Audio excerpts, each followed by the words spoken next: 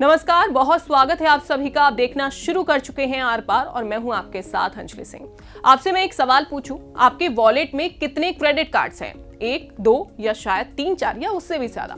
अब सोचिए पूरे भारत में मिलाकर कितने होंगे। अगर आपके पास इसका जवाब नहीं है तो मैं बता देती हूँ, 12 करोड़ से ज्यादा। और आपको जानकर यह हैरानी होगी कि मई में पहली बार यह आंकड़ा 12 करोड़ के पार गया है। लेकिन यही एक ट्विस्ट भी है, जितनी तेजी से कार्ड्स बढ़ रहे हैं उतनी तेजी से खर्च नहीं बढ़ रहा। क्यों? क्योंकि इसका सीधा कनेक्शन है इस बात से कि बैंक अब लोगों को क्रेडिट कार्ड कैसे और किसको दे रहे हैं। चलिए सीधा आरबीआई के डेटा से ही समझने की शुरुआत करते हैं।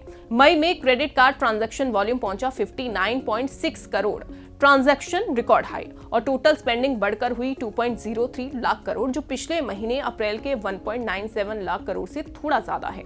पर यहां ध्यान दीजिए, मार्च में यह आंकड़ा था 2.19 लाख करोड़, यानी मई का स्पेंड अभी भी मार्च के मुकाबले काफी कम है। और कार्ड्स इन फोर्स यानी कुल कितने कार्ड चल रहे हैं वो साल दर साल 8.3% बढ़कर मई 2025 के 11 करोड़ से ज्यादा अब 12 करोड़ हो गया है। यानी कि अब 12 करोड़ से ज्यादा कार्ड्स एक्टिव हैं, वो चल रहे हैं। अब ये भी जानिए कि नए कार्ड्स कितनी तेजी से जुड़ रहे हैं। मई में नेट एडिशंस यानी नए जुड़े कार्ड साल दर साल 34% बढ़कर हुए 10 लाख। ये बहुत बड़ी ग्रोथ है, मतलब लोग अब पहले से कहीं ज्यादा तेजी से क्रेडिट कार्ड्स ले रहे हैं। लेकिन क्रेडिट कार्ड स्पेंडिंग उतनी रफ्तार से नहीं बढ़ रहा, वो सिर्फ 6.3% साल दर साल बढ़ा है। इसका मतलब समझिए कि कार्ड 34% की रफ्तार से बढ़ रहे हैं, लेकिन उन कार्ड से खर्च सिर्फ 6.3% ही बढ़ा है। यानी हर नए कार्ड के पीछे उतना खर्च नहीं हो रहा जितना पहले होता था। अब ये गैप और साफ दिखता है जब हम पर कार्ड स्पेंडिंग देखते हैं। पर डे पर कार्ड स्पेंडिंग मई में गिरकर पहुंच गया 543.9, जो कि पिछले 3 महीने का सबसे निचला स्तर है। वहीं ये मार्च में 597 है और अप्रैल में 591 पर था। पर कार्ड मंथली स्पेंडिंग की बात करें, यानी हर महीने अगर क्रेडिट कार्ड से जो खर्च हो रहा है उसकी अगर हम बात करते हैं, तो अप्रैल में 16,495 रुपए से बढ़कर ये मई में करीब 16,778 रुपए हुआ है।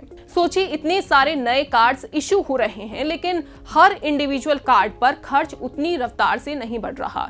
ये बताता है कि शायद नए कस्टमर्स उतना एक्टिव यूज क्रेडिट कार्ड नहीं कर रहे जितना पुराना करते थे या पहले करते थे, या बैंक धीरे धीरे ज्यादा सतर्क हो रहे हैं या ज्यादा एक्टिव हो रहे हैं। अब समझते हैं कि आखिर बैंक इतने कार्ड्स बांट क्यों रहे हैं। आईडीबीआई कैपिटल के एनालिस्ट श्वेता कहती हैं कि इंडस्ट्री की ग्रोथ अभी भी हाई सिंगल डिजिट रेंज में है, क्योंकि इशूअर यानी बैंक्स अनसिक्योर्ड लैंडिंग के मामले में एक कैलिब्रेटेड यानी सोच समझकर अप्रोच अपना रहे हैं। मतलब अंडरराइटिंग स्टैंडर्ड सख्त हो गए हैं और रेगुलेटरी ओवरसाइट भी बढ़ गई है। और एक और बात उन्होंने बताई कि हर नया कार्ड एक नया कस्टमर है बैंक के लिए। रिवॉर्ड पॉइंट्स और कैशबैक के जरिए कस्टमर्स को लुभाया जाता है। अब बात करते हैं मई में नए कार्ड्स इश्यू करने में कौन सा बैंक सबसे आगे रहा। एसबीआई बैंक ने मई में सबसे ज्यादा 1,81,851 नए कार्ड्स ऐड किए। ये रिसेंट सीरीज में उनकी सबसे मजबूत मंथली परफॉर्मेंस रही और इसने आईसीआईसीआई बैंक को पीछे छोड़ दिया, जो अप्रैल में टॉप पर था। आईसीआईसीआई बैंक ने 1,68,344 एडिशंस के साथ दूसरे नंबर पर पोजीशन हासिल की। उसके बाद एचडीएफसी बैंक, जिसने 1,42,297 एडिशंस। वैसे ओवरऑल टोटल स्पेंड्स में एचडीएफसी बैंक 59,244 करोड़ के साथ अभी भी आगे है। और मिड टियर बैंक्स में भी अच्छा मोमेंटम दिखा है। आईडीएफसी फर्स्ट बैंक ने 87,227 कार्ड्स और फेडरल बैंक ने 1,06,881 कार्ड्स जोड़े। तो अगर आप नया क्रेडिट कार्ड लेने की सोच रहे हैं तो जान लीजिए कि बैंक से क्रेडिट कार्ड तो आपको मिल जाएगा, लेकिन क्या वो वाकई में आपके लिए जरूरी है?